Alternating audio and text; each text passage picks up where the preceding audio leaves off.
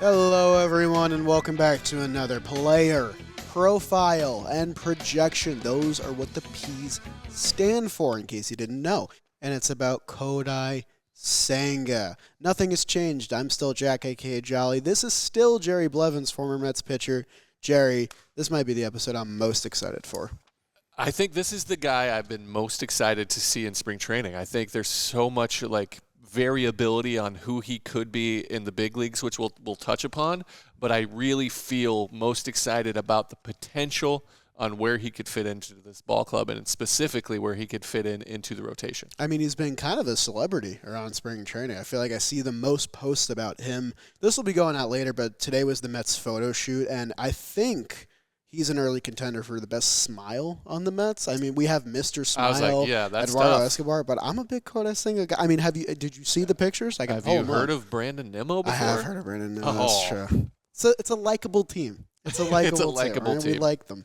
There's a lot to say about Kodai Senga. Some people might be very familiar at this point because he's been covered for a few months. Some people might not be familiar at all. But luckily, we've both done a decent amount of research and can bring you some of that knowledge.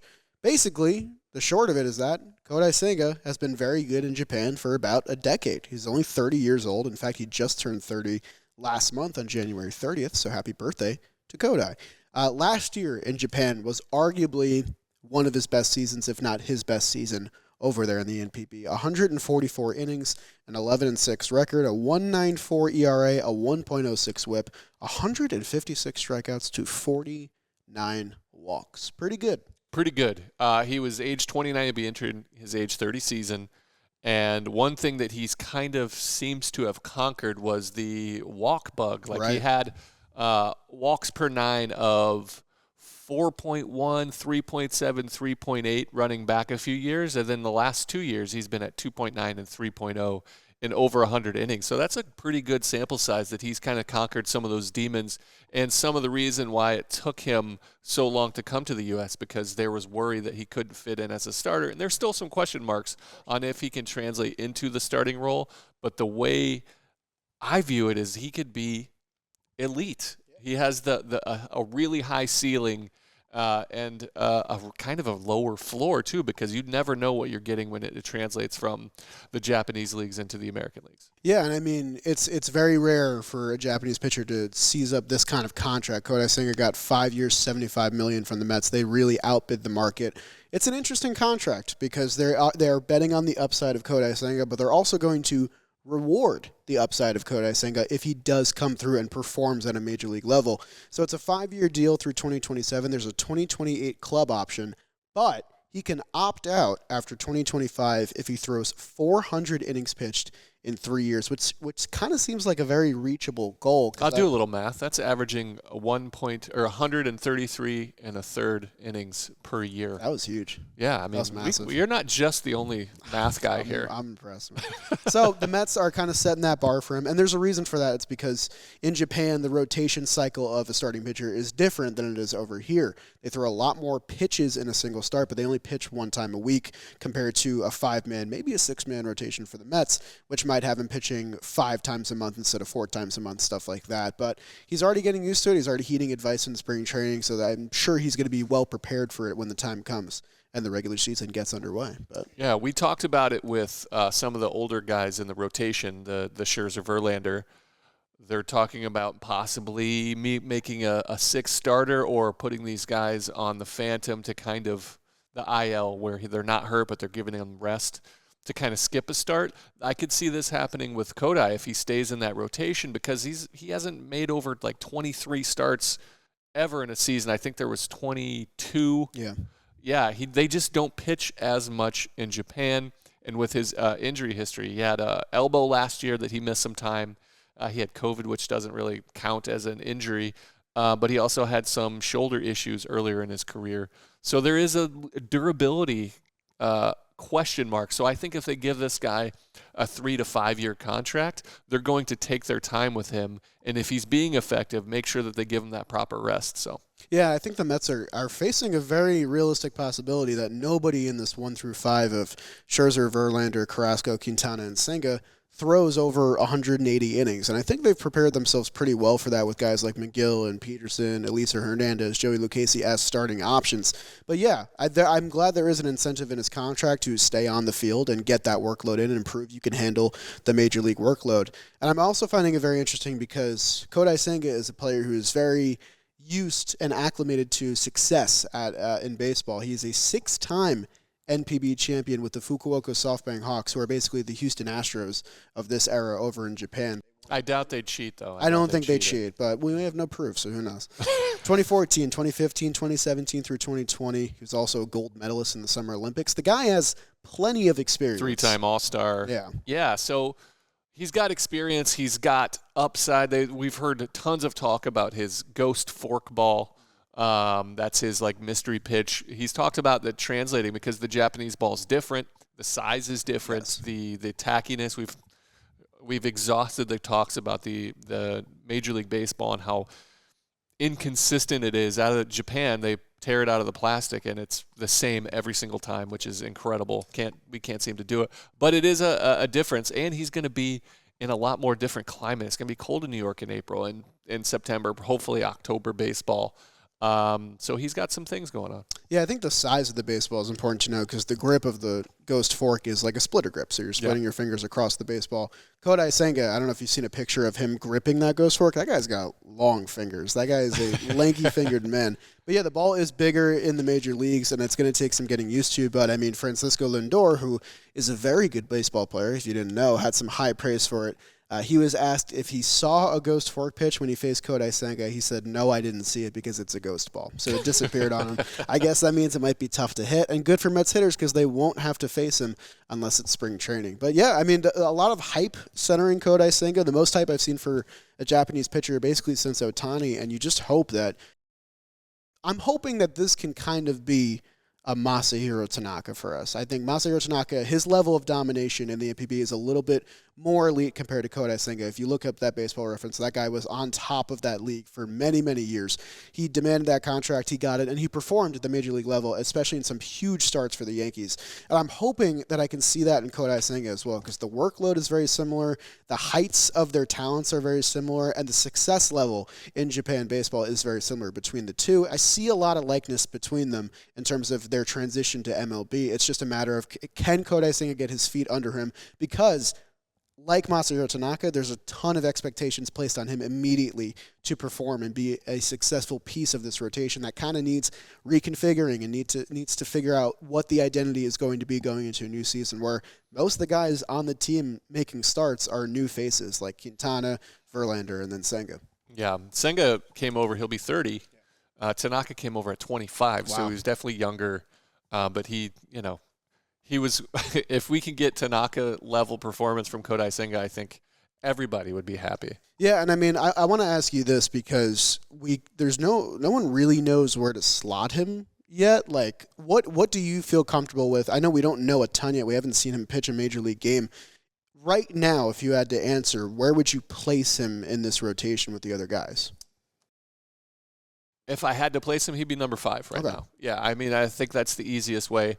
It would be Scherzer, Verlander, 1, 2, and then I would probably go with Quintana being the lefty, being kind of an established. I mean, he had a sneaky great year last year, especially down the stretch. He was like the only trade piece that actually played better than he did before he got traded.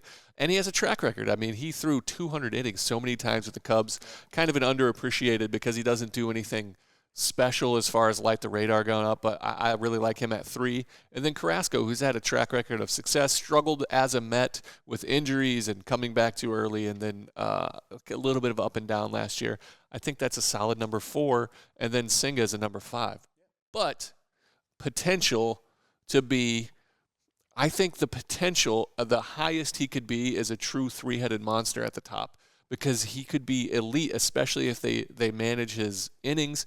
He could be an absolutely dominant starter and be a true number 3 behind Scherzer and Verlander. And I'm in full agreement with you on both sides of it. I think cautiousness would dictate that he becomes the number 5, but you're looking at that upside, and Steamer Projections kind of sees that as well. So if this is your number 5, this is what you might be getting. 156 innings, which I think is, a little bit on the higher side, not what I was expecting. A 3.73 ERA, 1.26 whip, 178 strikeouts, and then 61 walks. I would take that projection to the bank. I don't know about you, but I think it would be, again, kind of exactly what they would want out of him. Right. We mentioned his ceiling. I think his floor would be an ineffective starter, and he'd be moved into that bullpen, kind of the Trevor Williams swing guy, which Trevor Williams was amazing for the Mets last year. I don't know if he has that versatility. Gonna miss him to talk about it. Yeah, that's very good for him. He got a starting run on job. The Nationals now. Yeah, but he's a starter. Good for him. Good for him, I guess. I could see him kind of doing that and being relegated to that kind of role. He could even be optioned down to the AAA. Oh, don't say that. I mean, it could be, because if Peterson and McGill step up into a role, they could force him down. But the ceiling is incredibly high for Senga. Yeah, it's insurance, and at the same time, it's competition. And I think, Kodai Senga got that contract. I think he feels good about his spot. He has a good head on his shoulders. But So I want to do this again. So his stats last year in Japan, 22 starts, 144 innings. He was 11-6 with a 1.94 ERA.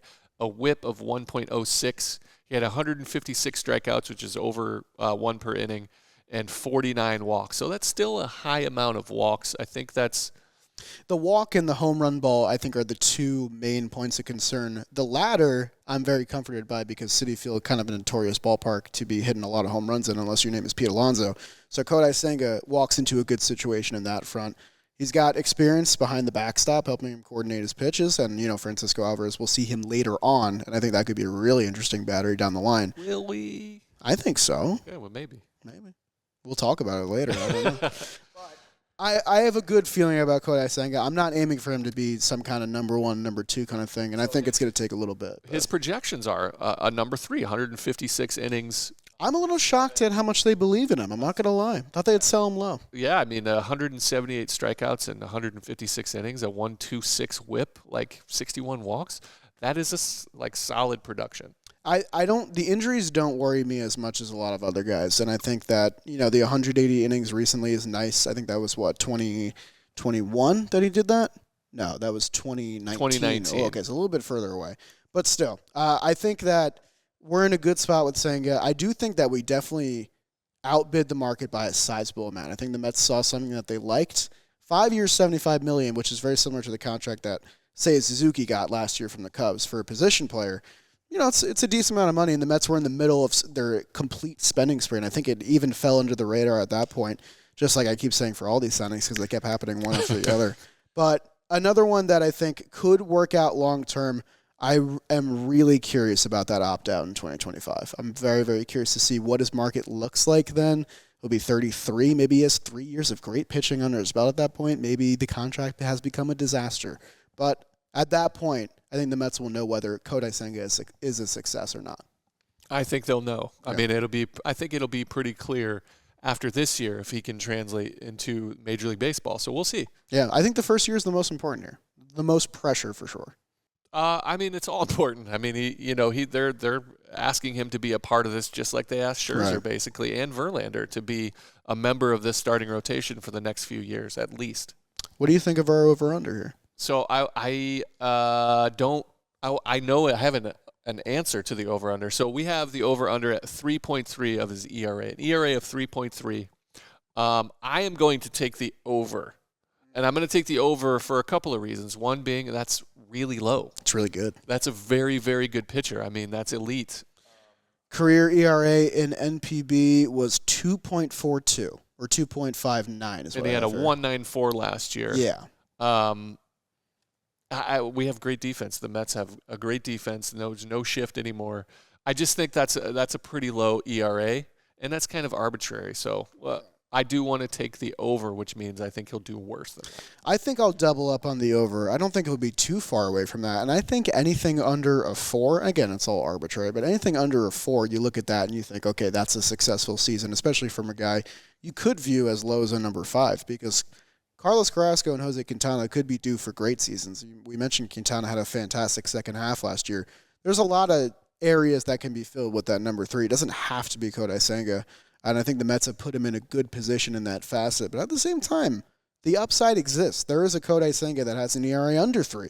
And I think there's batters that are befuddled by the ghost fork and the pitch sequencing that he has. But I will take the over in this scenario. I would like to add a secondary. As always. Are you ready? Do it. It's game started, and Steamer has him projected at 26 starts. I also think that's high. You think that's high. So you would take – so let's set it at 23.5. 23.5, so 24. If it's over, it's 24 more starts. You're getting good at these over-unders. You put it right between the Steamer and the stats in Japan. How about that? All right. How about it? I will – oh, man. Because they got to load manage Verlander and Scherzer. McGill and Peterson will get looks. I will take the under. And I feel weird about it because I'm a big Senga guy. I've covered him a lot. I did a video on my channel. I'm high on him. I just want to be cautious that I don't let myself down. So I'm going to take the under on the starts and the over on the ERA, which feels wrong. I'm going to take the over here. Okay. It's going to be barely over, I think. I think they're going to give him... You think he hits 26? I think he hits 25. Okay. That's my thing. Like that. But I will take the over. I like that. We haven't disagreed in a while. To me, that's the key for Senga, is if he gets into the 20 starts, he's either established himself as a very effective starter, or this might be like the dwindling of...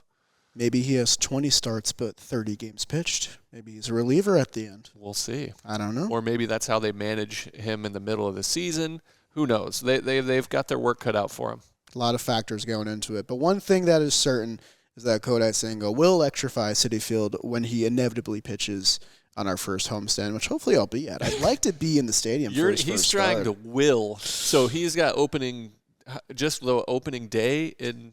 I mean... If he gets like the home opener, that'd be kind of cool. I think that's still what game do you spot. have? I have the home opener and the game after it. So you have he has tickets to the first 2 games in Citi Field. So if he gets to see Verlander and Senga, if they throw like him game dream. 3, I'm going to file a complaint to somebody. I don't know. I don't know who. I don't know who's going to hear They're that. going to be like, oh, you had to go see the Mets home opener I'm and so the sorry. next You had game. to watch Carlos Carrasco pitch? I'm so sorry. Cue the music, Jack. Hit the music, guys. Thank you for tuning in. That was Kodai Senga in the PPP. For Jolly, I'm Jerry. Let's go Mets. But Jerry, when's the next one come out? Tomorrow, as always. Every day till opening day. Every day till opening day. Until then, listen to the beautiful tunes